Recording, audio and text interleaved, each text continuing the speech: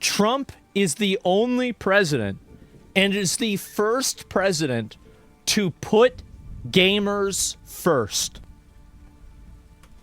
President Trump just signed a new executive order, and it could be the biggest news for gamers who haven't heard yet. Games are being censored, not by Steam though, That's right. but by the banks that handle the money. This new executive order is the first legal step in stopping this. Recently, if you haven't heard, some games were removed from the Steam store, but That's this right. wasn't because of a bug or a developer's choice. Instead, it happened because a big payment company like MasterCard decided that a few games were a reputational risk. This is a vague rule that lets them pressure a company like Steam to remove any games they don't like. As a result, the banks that handle the money for Steam got involved, creating a chain of pressure. They create the chain. They don't do it directly. They do it through middlemen so they can avoid being directly accountable. Will he also allow gamer words to be used again? His final executive order at the end of his term will be legally mandating the allowance of the F word again. You're going to be able to call your friends the F word, and you're going to be able to call anybody the F word. To the games actually being removed. This is a big deal because it shows that a third-party company that handles the money, not the government or Steam itself, is now deciding what we can and can't buy. This kind of power is a form of digital censorship, and is especially concerning since a new rule was recently added to Steam's guidelines that gives them the power to remove content that may violate the rules and standards set forth by our payment processors. The thing is, the Steam situation is just one example of a much bigger problem. It's part of a growing trend of these payment companies censoring or even debanking anything they don't like. Debanking is when banks or payment companies close accounts or refuse to work with people and businesses. I don't see how this isn't illegal. I mean, having a bank account is necessary in today's day and age. How the fuck can you just take away somebody's bank account? Like, I mean, really, like, that's like taking away a person's internet or somebody's water or something like that. They do it via terms of service. It should be, having a bank account should be viewed as a utility in the same way that water or internet is a utility. That's really what I think. Reasons that aren't actually about money. The censorship we're seeing on platforms like Steam is very similar to how banks debank people. The payment processors are essentially saying, if you don't remove this content, we will stop doing business with you, which means you can't get paid. This is a direct financial threat. It's what itch.io stated when they said they had like banking is, I mean, there's no universe where you can imagine that banking is not an essential service. In the year 2025. It is. It is an essential service, and it needs to be guaranteed for everybody. To act urgently to protect the platform's core payment infrastructure. And also when Valve said if they didn't remove the games, it would prevent customers from buying games and content across Steam. That's right. The White House announcement calls this politicized or unlawful debanking, and highlights how some financial institutions have restricted access. The person making this video is making a slight correlation error, even though in effect they're right. Trump is mainly doing this to avoid, like Nick Fuentes is the best example of this, right? Wow, what a surprise that Nick Fuentes can't get a bank account. Who could have guessed? But he should be able to get a bank account. He can get an internet subscription. He can get water. He can get electricity. He should be able to get a bank account, even if the people at the banks don't like him. Because he's a gay Nazi? Well, what's the logic that a gay Nazi can use the internet, but they can't have a bank account? Well, I feel like you should either be able to... Okay, so it should either be both or neither, right? It doesn't even make sense. Yeah, what is this? You shouldn't have either? I think you should just... I think that unless you're breaking the law, you should be able to get the service. That's what I think. I think it's actually that simple. Access to services on the basis of political or religious beliefs, or keep politics out of utilities. Yeah, exactly. What about registered sex offenders? Are you really trying to draw a correlation between a person who has political views that are generally seen as unfavorable and a literal sex offender? Go back to Reddit. You fucking retard. Get out of here. You're so dumb. You're the biggest dumb idiot I've seen today. And I looked in a mirror today. That's bad. Business activities. So this isn't just about video games. Something similar has happened to cryptocurrency companies, legal gun stores, and even anime stores. The White House announcement points to other examples as well, such as when federal regulators suggested banks flag individuals who made transactions related to companies like Cabela's and Bass Pro Shop. Yeah, and again, like, this is, you read this, state capital, federal government suggested institutions flag individuals. Like, in my opinion, I think that what they need to do, this is what I would do if I was in the federal government. I would figure out who was the one that actually made this suggestion. And then I would charge them for voter intimidation, political intimidation, or something like that. Political prosecution. That's what I would do. Like, one thing... Like, if I ever became president, my biggest inhibitor would be the Eighth Amendment. Let me just say that. The fact that they let this shit go on is embarrassing. It is absolutely embarrassing. That's the one for cruel and unusual punishment. That's, yeah. Yes. Networks are essentially the roads of the digital economy. By controlling these roads, these companies can stop anyone they disagree with from doing business, even if they haven't broken any real laws. So to fight back against this, President Trump has signed a new executive order called Guaranteeing Fair Banking for All Americans. This is a direct response to what the president's office... The first gamer president. Gentlemen, we're fucking back. I never thought that in our darkest hour, when our anime, cat girl, incest, waifu video games were being taken away from us, our knight in shining armor would be a orange 79-year-old man who says everything's computer when he steps into a Tesla. I would have never expected this. Not in a million fucking years. It's Baron pulling the strings.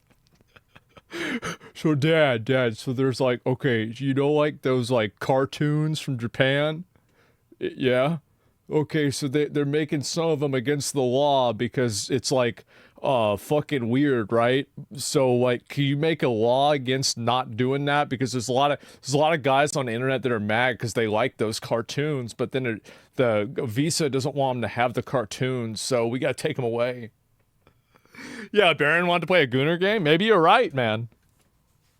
Calls systemic abuses by financial institutions that undermine free expression and economic opportunity. This new rule tells federal groups that watch over banks to stop using vague reasons like reputational risk in their guidance and manuals. Wow, bro, he just puts this in. He just goes and says it. You know what they've got to do, though?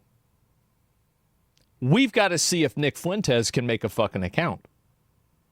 Because if he can't make an account, they're not following the law. That's what I think. Yep. Yep, they've got 6 months. I don't understand. Does this executive order mean that payment processors can't threaten online stores anymore? So if you look at this right here, remove the use of reputational risk. So basically what he did is that he went after banks for removing conservatives, but what he did is that he did it in an overarching way and in a way that is so categorical that it will affect also Steam and other payment processors as well. So, and this is from the White House. I'll read this right here. Removing reputation risk. Within 180 days of the date of this order, each appropriate federal banking regulator shall, to the greatest extent permitted by law, remove the use of reputational risk or equivalent concepts that could result in politicized or unlawful debanking, as well as any other considerations that could be used to engage in such debanking from their guidance documents, manuals, and other materials. This is massively overreaching in a good way. In a massive way. Like, this isn't just about conservatives. He actually saved gamers. Straight up. They don't define other? Exactly. That means that it means whatever the fuck they want it to mean. Yeah, we need to debank to save our democracy. Yes, the most important thing to save democracy is to prevent people from being able to vote. And so anyway, but what if a company is a foreign one? Will that work on foreign companies? Absolutely. Because if a company wants to do business in the United States, it has to adhere to United States laws when it's dealing with United States citizens. And if it doesn't do that, then it has a problem. That's the way it works. I mean, and that's the way it should work, by the way. If you want to do business in a country, you have to follow the country's laws. Duh, of course. I think Trump watches your stream. I don't know. I mean, I'm happy to see this. I'll tell you that. I hope Valve takes down the guideline before people backlash because it's still keeping it. Well, they're going to keep it for a while because stuff like this realistically will take probably a year to resolve. But after that, it'll be over. The removal of such concepts shall be made clear by each appropriate federal banking regulator through formal guidance to their examiners. This is massive. Like, this doesn't just affect conservatives. This affects everything. The order is specific, stating that regulators must remove the use of reputational risk or equivalent concepts that could result in politicized or unlawful debanking. From now on, banks must make their decisions based on clear financial reasons. The order also directs federal banking regulators to review banks for any past or current policies that encourage politicized or unlawful debanking and to take action, including charging a fine. The ultimate goal of this order, as stated by the White House, is to ensure that no American should be denied access to financial services because of their beliefs, affiliations, or political views. This is meant to That's a beliefs or affiliations. If someone believes in incest, that is your right as an American. That's right. If you believe in incest anime games, that is your right.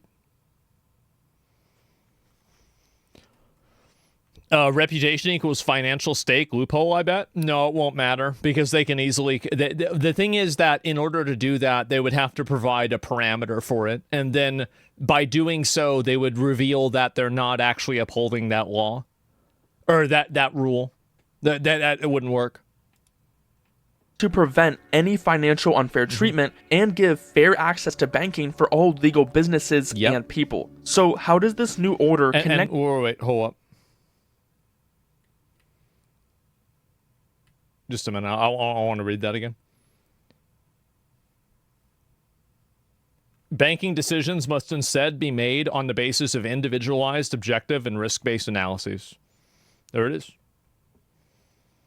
Banking is not being used as a tool to inhibit such beliefs, affiliations, or political views.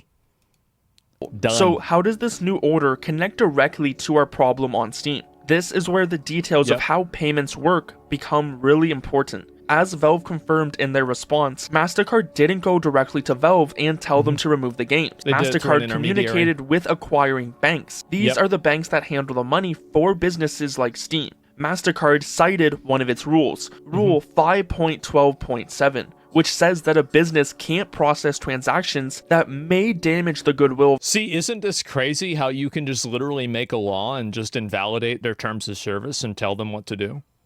Isn't it crazy how you can just do that? You don't have to listen to these fucking retards at all.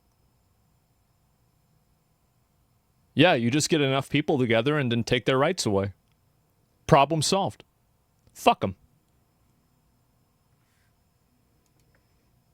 The corporation or reflect negatively on the marks. It's important to know that Visa has a very similar rule, just showing how this is a widespread issue across the payment industry. This is a perfect example of a vague reputational risk clause. MasterCard didn't have to prove the games were illegal, just that they were a risk to their brand. This was in response to a small number of complaints from the activist group Collective Shout. The acquiring banks, fearing that they would lose their partnership with a major payment network, then pressured Valve to remove the games. Valve complied, which is why they weren't fully debanked. So the executive order aims to stop this by forcing financial institutions to justify their decisions based on individual, objective, and risk-based analysis. The key difference is simple. Risk-based analysis is about measurable financial threats. Reputational risk is about feelings and public opinion. The new Hoes mad. Yep. Hoes mad. Complete Karen annihilation. I've been waiting on this for a while. Executive order is designed to stop financial companies from using the second one as an excuse to shut down legal businesses. This could protect game developers from being unfairly censored. So what can we expect now? While this executive order is a major step, it has its limitations. Some might argue that it doesn't mean much because it can't directly regulate companies like MasterCard or Visa. However, the executive just do another one.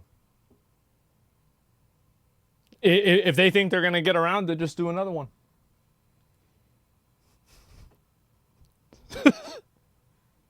Just do that. Yes, make another rule. Yeah, the thing is that, it gives them an out too. Exactly. And it's so easy. Like, everybody's like, oh, well, what if they try to get around it? Yeah, he's incorrect about reputational risk. I have experience in compliance for a financial institution. Reputational risk is quite complicated, but not really hard to do analysis and state as fact. I think that you can easily explain reputational risk in terms of a financial analysis. I don't think that this law is against that. This law, like, whenever you're talking about reputational risk, he's talking explicitly about making subjective judgments based on cultural criteria. It's not what we're not talking about, like, oh wow, somebody doesn't want to do banking for Tren de Aragua, or they don't want to do banking for a cartel. Yeah, okay, that's fine, because you can clearly actually, you know what, they probably do. I bet those guys pay their shit on time. I do. I bet they never fuck that up. But let's say it's some other group of clowns that is doing it wrong. Yeah, they do. Of course they do. They have to. Yeah, I mean, yeah, exactly. Of course, yeah, 100% they would. Yeah, I mean, again, like, you know this if you've done anything illegal. Like, there's a level of trust that you exist on, and the level of trust that you have to exist on whenever you're doing shit that's illegal, 3 or 4 levels higher. So, yeah, it's probably no issue at all. Anyway, everybody learned from Al Capone? Yeah, and I mean, look, I mean, that's just how it is. They don't want a Capone? Yeah, exactly. My point is, though, is that we're not talking about a financial probability calculator for chargebacks or refunds. I think that you and I would both agree that that's a valid reason to debank somebody, because they're effectively using your service in a bad way.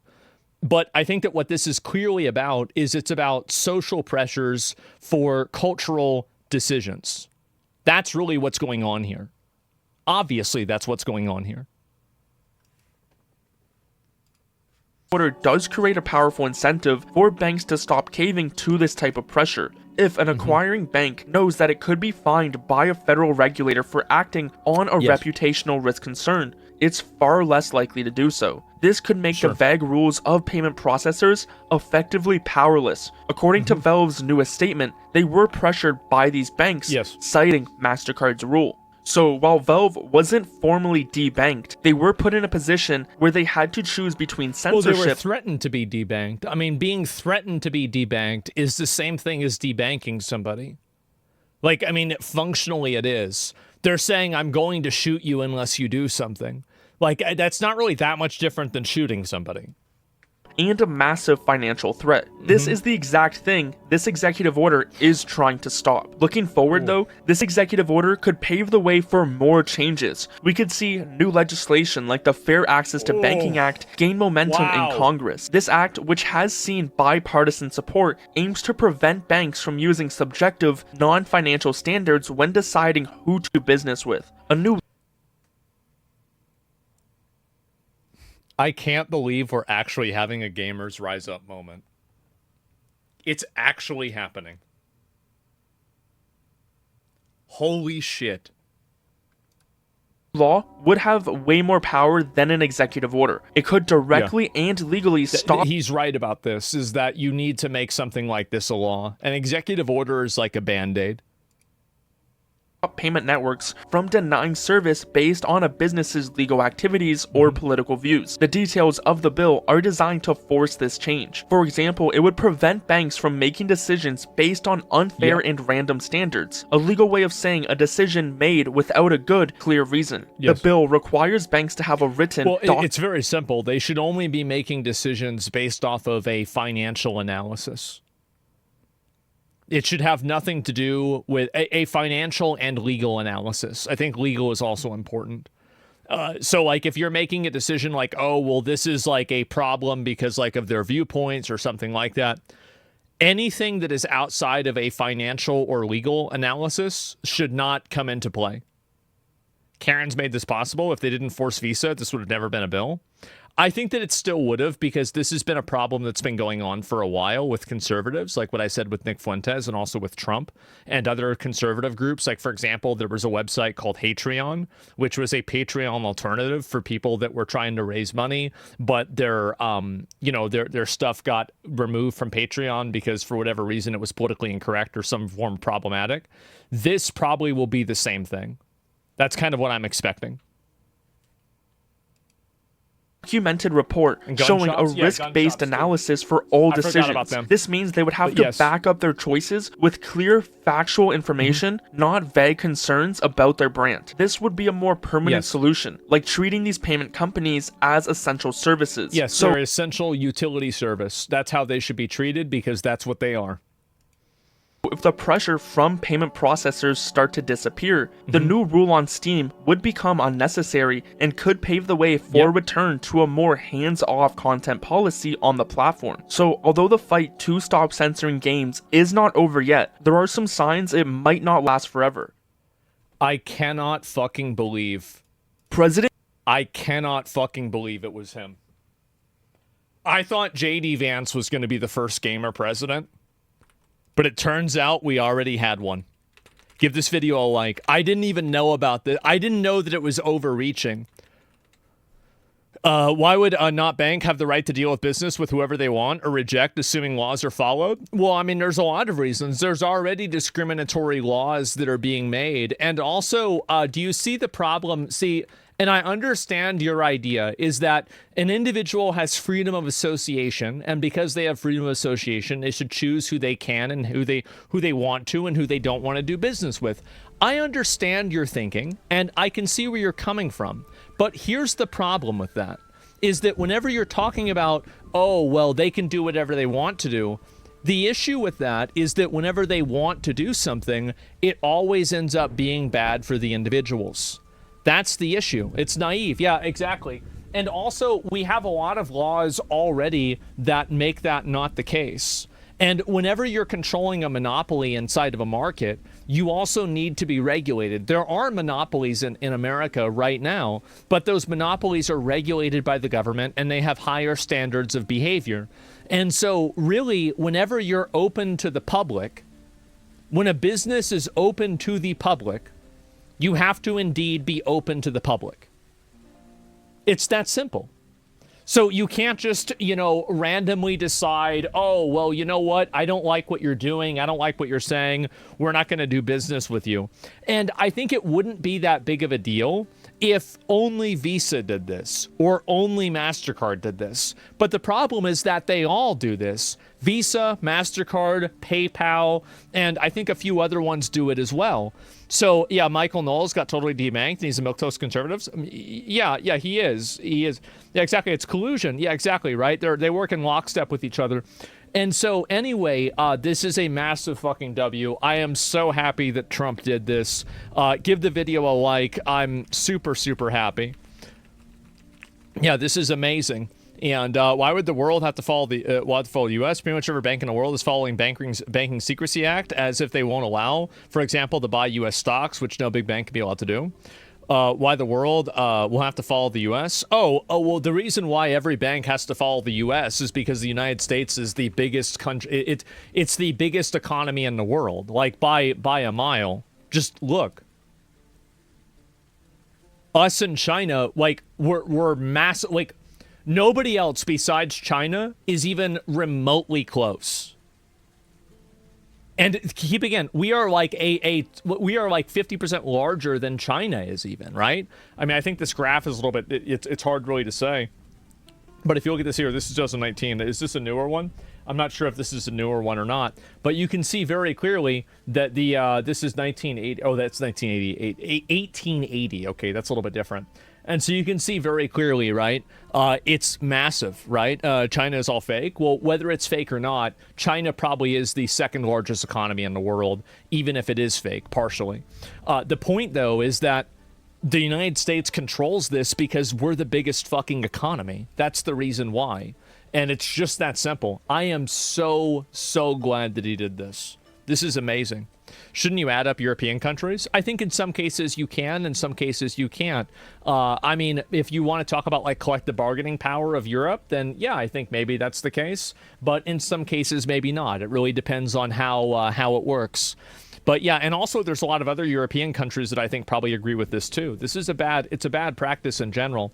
So yeah, I'm very happy that this happened, and I think that this is going to have a positive impact on pretty much everybody. And this Water guy, he's been making a lot of videos about this topic. I really appreciate them, and make sure to give him a sub and give him a like.